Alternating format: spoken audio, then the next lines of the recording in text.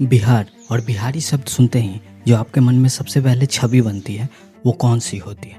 एक मजदूर की, या गंदे कपड़े में लिपटे एक मेहनती इंसान की, या फिर आपके चेहरे पर एक रहस्यमय मुस्कान आती है जिसमें छिपा होता है अपमान, ताने। ये जानकर आपको जरा भी आश्चर्य नहीं होना चाहिए कि बिहारी शब्द एक गाली भी है जिसे नॉन बिहारी खूब यूज करते हैं जब उन्हें कोई मूर्ख और कमजोर इंसान दिखता है।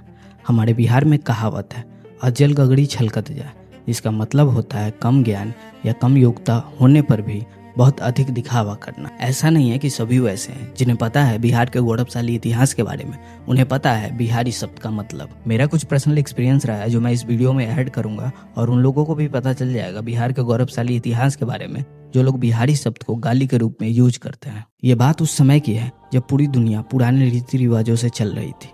तब बिहार में बदलाव का सोच जन्म ले चुका था, और उसी बदलाव ने बिहार में जन्म दिया लोकतंत्र का। पूरी विश्व का पहला गणराज्य बिहार का वैशाली बना, जिसकी स्थापना 6वीं शताब्दी में लिच्छवी के लोगों द्वारा की गई थी। जब पूरी दुनिया में वंश के आधार पर शासक चुना जाता था, तब बिहार ने ही पूरी दुनिया को बताया कि कैसे वंश से हटकर जनता के द्वारा सरकार चुना जाता है, ना कि वंशवाद थोपा जाता है। क्या आपको पता है 18वीं शताब्दी में ब्रिटिश साम्राज्य की तोपें और बंदूकें बिहार के दम पे चला करती थी। एक दौर था जब दुनिया के बड़े बड़े देश ब्रिटिश, डच और पुर्तगाल बिहार के सोरा यानी सॉल्ट पीटर के लिए आपस में लड़ते थे। आजादी से पहले बिहार सिर्फ खेती का राज्य नहीं था, बल्कि यह ग्लोबल एक्सपोर्ट का हब था। बिहार का सोरा पूरी दुनिया में मशहूर था। नेपोलियन की जंग हो या अंग्रेजों की जीत, बिहार के सोरे के बिना कोई जंग नहीं जीती जा सकती थी, क्योंकि बारूद बनाने का सोरा ही कच्चा माल था। भागलपुर का सिल्क रोम के बाजारों की शान हुआ करता था। इसे सिल्क सिटी के नाम से जाना जाता था। 1930 के दशक तक भारत की कुल चीनी का 40% हिस्सा अकेले बिहार से आता था। आज जहां खंडहर है, वहां कभी धुआं, उगलती चिमनियां समृद्धि की निशानी थी। चंपारण का नील पूरी दुनिया के कपड़ों को रंगने के काम आता था। बिहार के पास आज भी वह कच्चा माल है जो इसे अमीर बना सकता है, लेकिन इसे कभी ब्रांड नहीं बनाया गया। मुजफ्फरपुर की दुनिया की सबसे रसीली शाही लीची, मधुबनी और दरभंगा का मखाना और मछली, पूर्णिया और कटिहार जहां पूरी दुनिया प्लास्टिक से होने वाले प्रदूषण से परेशान है, उसका विकल्प पूर्णिया और कटिहार में है, जूट यानी गोल्डन फाइबर के रूप में।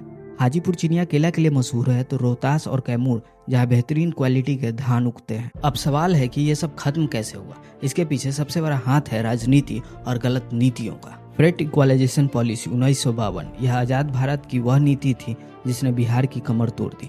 केंद्र सरकार ने नियम बनाया कि लोहा और कोयला पूरे देश में एक ही दाम पर मिलेगा। नतीजा, कंपनियों ने बिहार और झारखंड की खदानों से माल तो निकाला, लेकिन फैक्ट्रियां गुजरात और महाराष्ट्र के बंदरगाहों पे लगाई। बिहार ने अपना संसाधन खोया और उसे बदले में मिला शून्य। सरकार ने चीनी मिलों की आधुनिकीकरण पर ध्यान नहीं दिया।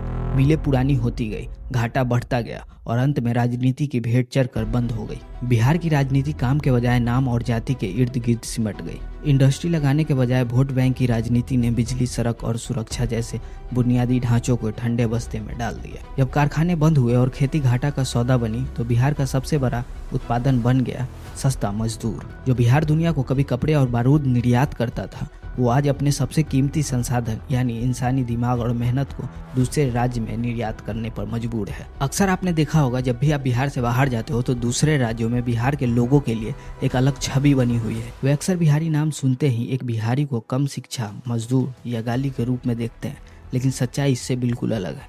बिहार आज भी प्रतिभा और मेहनत की धरती है। सीमित संसाधनों के बावजूद भी यहाँ के छात्र कड़ी मेहनत करते हैं। बिहार आज भी भारत में आईएएस के सबसे ज़्यादा अधिकारी देने वाले राज्यों में से दूसरे नंबर पे आता है।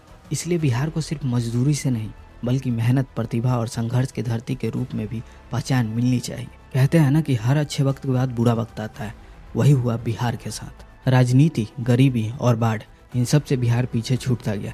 रोजगार के लिए लोग पलायन करने लगे, पंजाब, दिल्ली, मुंबई, असम तक, और यहीं से शुरू हुई बिहारी शब्द की गलतफहमी। बिहारी मतलब मजदूर, अनपढ़, ऐसा प्रचार हुआ। और भी इसमें चार चांद लगाया मीडिया ने, फिल्मों ने, जोक्स ने। उस मेहनती इंसान का मजाक बना दिया जो अपने बच्चे का पेट भरने के लिए, अपने फैमिली की ज़रूरतें पूरा करने के लिए हजारों किलोमीटर दूर चला गया काम करने। बिहारी गाली नहीं, उस सिस्टम का हार है जिसने बिहारी की मेहनत जानने के बजाय उसे हंसी का पात्र बना दिया। लेकिन अब बिहार बदल रहा है। आज का बिहार वो बिहार नहीं, अब यह यूपीएससी टॉपरों की धरती है। जहाँ हर साल सैकड़ों युवा देश की सबसे बड़ी नौकरियों में जा रहे हैं।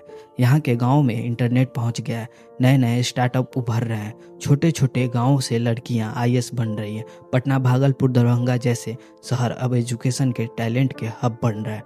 नई पीढ़ियाँ अब सवाल पूछती है, काम मांगती है और बदलाव चाहती है। बिहार ने इतिहास बनाया था, अब वह भविष्य बना रही है। अगली बार जब भी बिहारी कहो तो ताने में नहीं, सम्मान में कहना, क्योंकि बिहारी का मतलब ज्ञान, संघर्ष, संस्कार और भविष्य की उम्मीद। हाँ, मैं बिहारी हूँ और मुझे बिहारी होने पर गर्व है। अगर आपको भी है तो कमेंट में जय बिहार जरूर लिखें और इस वीडियो को उन लोगों के साथ शेयर करें जो अपनी फैमिली के लिए बिहार से बाहर रहते हैं, ताकि कोई भी उन्हें बिहारी कहे तो गाली न लगे बल्कि गर्व हो।